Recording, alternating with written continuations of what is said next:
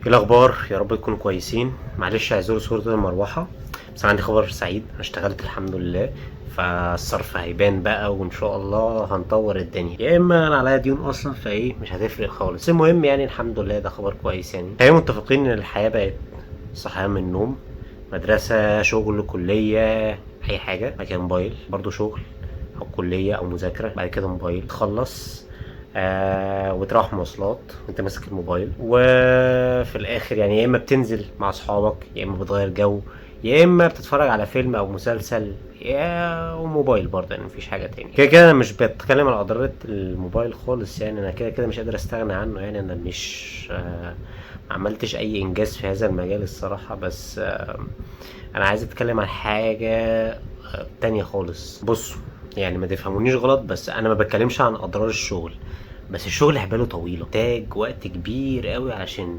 تنجح وتوصل فيه وكده. انا عارف الناس اللي هي من كتر ما حياتها مزريه، ان انا كنت هذا الشخص متعلق بشغله قوي، لان هو خلاص انا عايز انجح في حياتي وعايز اعمل حاجه، فانا لازم اركز في الشغل ولازم اطور من نفسي ولازم اعمل الكلام ده. هيجي والله واكيد لازم، بس ده حباله طويله قوي وبعيد قوي. وانت واستحمالك. يعني انا من كتر خلاص ما شتيت، خلاص يعني وصلت لمرحله ما قدرتش اكمل فيها الشغل، فدي حاجه مش عايز اي حد يوصل لها، ولو حد وصل لها عايز اقول له ان هو يحلها ازاي.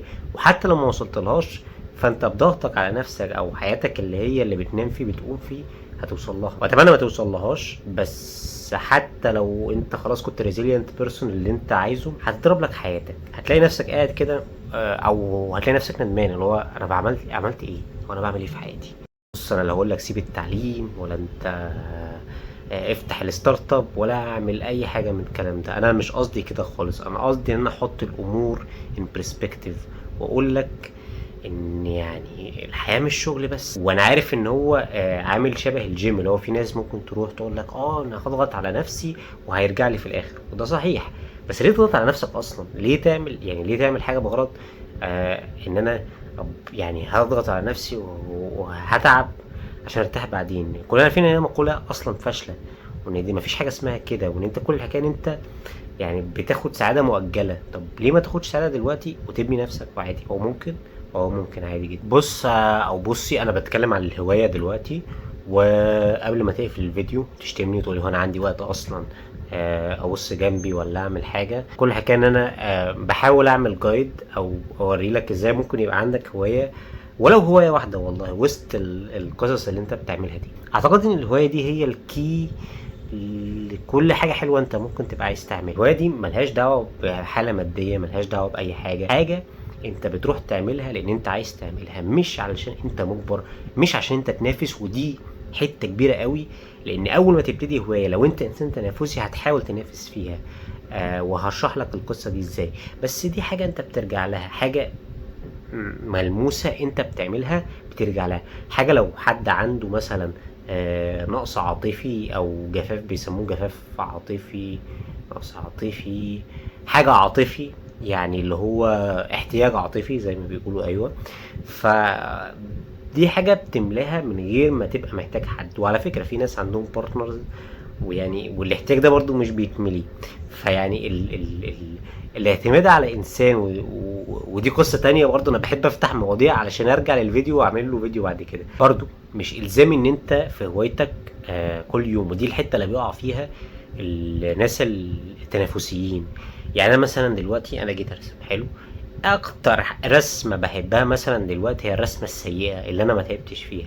ليه؟ لان حرفيا ده تعبير عني طالع مني وما عملتش فيها اي مجهود. يعني ما اتعلمتش حاجه. اكيد انا عايز اتعلم لان انا عندي حاجه عايز اعملها في الرسم، بس في نفس الوقت هو انا ليه محتاج اتنافس؟ وليه لازم ابص على النت ممكن اخد افكار من حد، بس ليه لازم ابقى اجمد واحد في الحته دي؟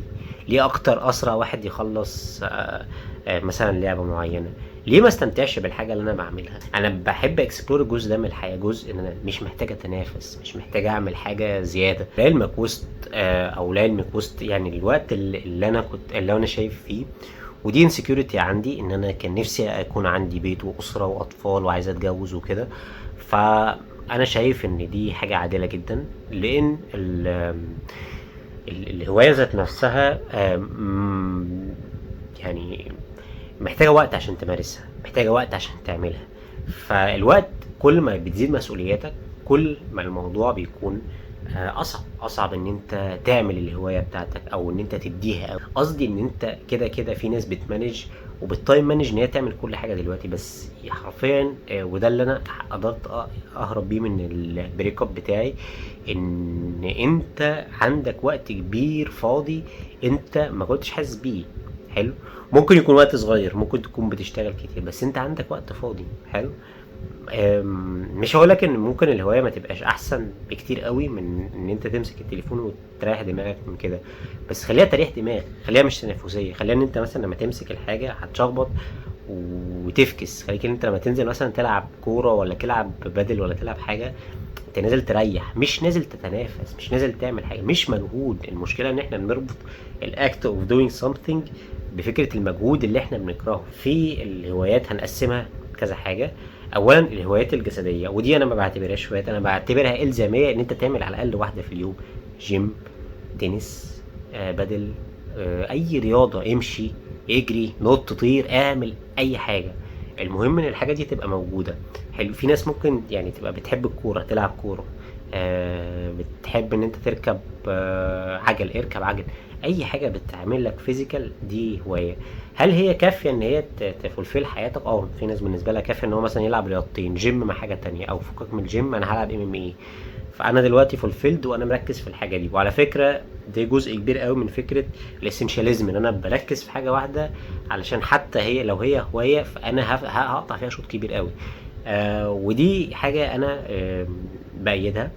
ممكن يبقى عندك ماكسيموم هوايتين وتبتدي واحده واحده ان انت تطورهم، بس انا اعتقد ان انت حاجه ماست ان انت يبقى عندك اللي هي هوايه فيزيكال من الهوايات اللي انا قلت لك عليها، سباحه، اي حاجه كمان من الحاجات. بص، اي حاجه تيجي في دماغك فيزيكال عايز تجربها وهتدي لك يعني عارف صحه ودوبامين وتلاقي جسمك حلو وتظبط دنيتك وكده، دوس على طول. ده اول حاجه لازم. في بقى الهوايات الابداعيه، عندك الرسم، عندك النحت، عندك التصوير، عندك بص حاجات، اي حاجه ابداع، اللي هي بتكريت حاجة، بتعمل حاجة، أي حاجة من هذا القبيل بتندرج تحت الهوايات الإبداعية. ودي من الحاجات اللي أنا بشجع فيها الناس اللي هي يبقى عندها مثلا شغل روتيني مقرف، تركز في القصة دي، لأن ده هيديلك الحرية اللي انت بتدور عليها فعلا. قلت لك رسم، نحت، تصوير، طبخ، اي حاجه من الحاجات الابداعيه دي ممكن تدوس فيها وتجربها. وعلى فكره مش لازم تلتزم باللي انا بقوله، ممكن يعني تسرش، تكتب لشات GPT انا عايز ابتدي هوايه ابداعيه، ايه اللي انا ممكن اعمله. اعتقد ان دي يعني الهوايه الابداعيه دي برضو بريفرنس للشخص. في كذا هوايه تانية، انا واحد من الناس عايز ادوس فيها، ودي من الهوايات فعلا اللي ممكن فعلا قدام تقلب لك حاجه اللي انت يو دو او يو لاف وات يو دو. دي حاجه كويسه.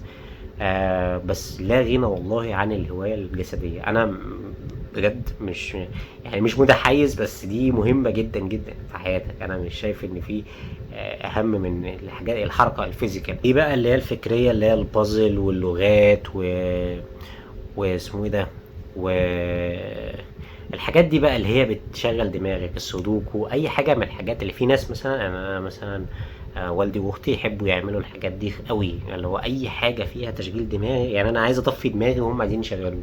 دايما العقل اللي هو بيبقى شغال على طول عايز حاجه تسحب كتير قوي اللي هي الطاقه دي منه. في هوايات استكشافيه زي الكامبينج والكلام ده، ما طبعا انا ما اعرفش ناس بتعمل كامبينج هنا عشان بس في السفر برضو دي نوع من انواع الاستكشاف، ودي هوايه على فكره مش سستينابل، مش كل يوم بتتعمل، بس يعني اتس وورث اكسبلورنج. ان دي ممكن تحطها مع اي حاجه تانية، يعني مثلا كل شهر اروح حته معينه، دي حاجه لطيفه على فكره، وفي ناس بتعملها اكتر.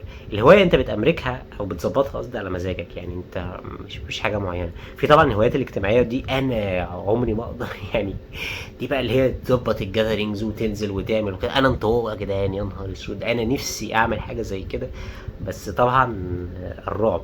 مع اني نزلت قريب حاجه زي كده وكان مجموعه من الناس ما نعرفش بعض واتبسطنا جدا، بس فكره ان انا انظم بقى واكلم واعمل وكده يعني بصوا امنت الطل بنت لذينه الصراحه، انا ما اقدرش اعمل حاجه زي كده. انا سبت اخر حاجه بقى اللي هي الهوايات الترفيهيه، ودي مش عشان انا بقلل منها ولا عشان انا كنت عايز اتكلم في الحته دي. الهوايات الترفيهيه زي الميوزك، الجيمنج، والروايات، اي حاجه من الحاجات اللي هي تعمل. طيب المنافع بتاعتها حسب المجتمع. زمان كان بيقول لك دايما ان هي مش اتقل حاجه. ده اللي انت محتاجه. يعني انت بتستثمر كل حاجه في اتجاه كويس، كل حاجه في اتجاه كويس. ليه؟ لازم الوقت كمان اللي انت فاضي فيه ما يبقاش فيه وقت ان انت تريح دماغك. انا اخلص البتاع والعب لعبه. انا اصلا يعني بلعب لعبه ساموراي جاك وبحاول اجيب النهايه السيكريت اندنج، وخلصتها على الكمبيوتر ما جاتش، رحت فاتحها على السويتش عادي يعني. قصدي ان انا حر احب الالعاب زي ما احب، ومش الالعاب توكسيك، الالعاب اللي انا العبها انا مبسوط بعد ما خلصت اللعبه، وانا مبسوط وانا بلعب اللعبه، وانا بستكشف وانا بعمل.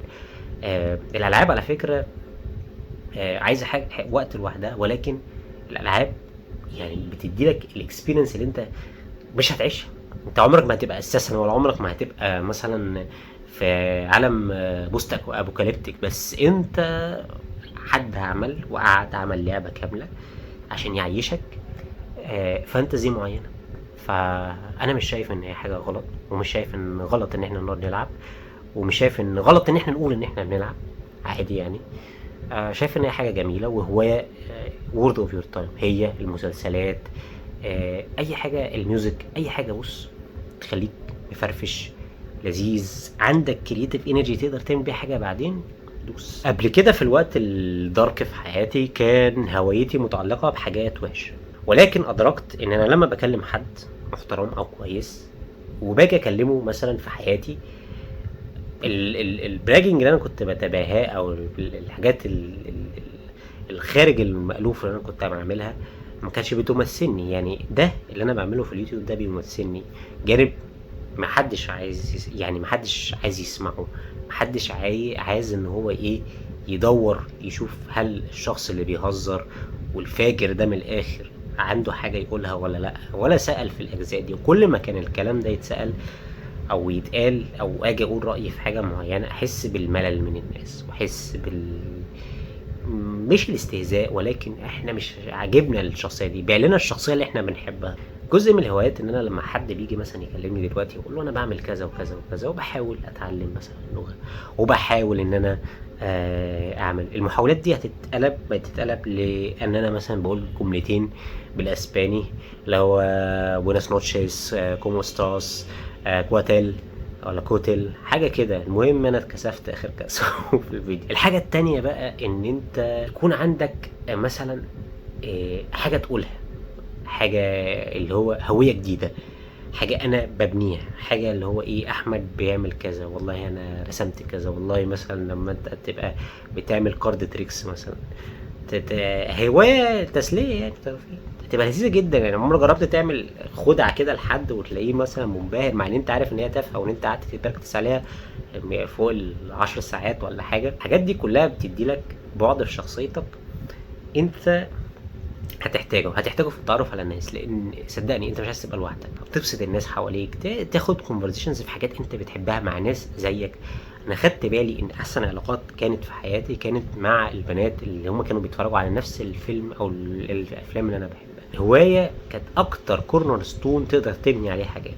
وصدقني لو الهوايه ابتدت تشيب حياتك، هتلاقي حد زيك، والشخص ده هيبقى متوافق معاك، وغالبا هيبقى زي تفكيرك، ومش هتبقى لوحدك، سواء كاصحاب، سواء كريليشن شيب، سواء كحاجات كتير قوي. اخر حاجه هقولها هقتبس من كتاب اتوميك هابتس، اللي هو فكره 2 مينيت رول، اللي هو انت هتروح الجيم، هتقول انا هقعد دقيقتين في الجيم، وفي ناس تقريبا عملت كده، اللي هو انا هروح حلو، انا مش بخدع نفسي، انا حرفيا هروح هتمرن دقيقتين بس حلو. في ناس ابتدت تروح تتمرن الدقيقتين وترجع، تتمرن الدقيقتين وترجع، او تروح وخلاص ما انت اشتركت خلاص حلو. وبعدين لقيت انا كده جيت، طب ما اتمرن حلو. انا الهيسس اللي كان في دماغي ان انا مش هقدر، انا ضعيف، انا مش قادر اعمل، انا في ناس كتير في الجيم بتحسسني ان انا مفيش، انا ما جيتش. واحده ابتديت اروح، واحده في الايام الحلوه بشيل اوزان تقيله جدا، واحده في الايام اللي مش قوي كده بشو اب وبروح. بحاول اعمل نفس الكلام مع الرسم دلوقتي، بحاول ان انا ارسم على قد ما اقدر. وكمان الحاجات اللي بحبها، يعني مثلا بصوا ده اهو ده توم، هو بيظبط التليفون. فقصدي انا لازم اوريكم الحاجات دي، مش عارف، انا معرفش اصلا حد هيشوف الكلام ده ولا لا، بس دي عين تقريبا، ده تيمي ترنر، ده تيمي ترنر اون كراك. المهم قصدي في الاخر ان انا بقيت فخور بالحاجات او بالرسمه الصغيره اللي انا بعملها في اليوم، لان هي دي الحاجه اللي بحس ان هي ايه هتوصلني قدام ان انا اعمل الحاجه اللي انا عايزها في الحته دي. حلو. ف حاول تبتدي بدقيقتين من اي حاجه انت عايزها. دقيقتين، صفحه في كتاب او صفحه في المصحف حتى، خلينا ناخد حسنات. انزل العب ماتش بدل واحد، انزل صور صورة واحدة، انزل اعمل اي حاجة، وكل يوم اعمل نفس القصة دي، وشوف بعد فترة الدنيا هتوصل ازاي. انا طولت الفيديو قوي الصراحة، بس انا مبسوط ان انا عملت الفيديو ده واتمنى الناس تشوفه. برضه انا عايز اغير اسم جروب التليجرام، هسميه العيلة ولا حاجة كده، لان عيلة البطيخ دي يعني حاجة عبيطة قوي يعني. بس انا قصدي ان هو الكوميونتي هيكون عائلي، ان احنا نقدر ان احنا نشارك بعض تجاربنا، ونقدر ان احنا يعني ندعم بعض في حاجات احنا عايزين نعملها، ومش in a cringe way، يعني هي in a way ان احنا محتاجين الدعم ده في حياتنا، وممكن ما نلاقوش من الناس اللي حوالينا، ممكن ما نلاقوش من اي حاجة، فبندعم بعض. اللي بعمله هنا في القناة بقى زي ورشة بنصلح فيها الدنيا كلها اللي بتبوظ من الناس. ممكن انت عايز تبقى لذيذ وكل حاجة، بس انت عندك هدف، عندك حاجة عايز تعملها، ممكن ما بتلاقيش الكلام ده في حتة بره، فجبتهولك هنا بقى. اتمنى الفيديوهات تتشاف، واتمنى الكوميونتي يكبر، واشوفكم الفيديو الجاي ان شاء الله.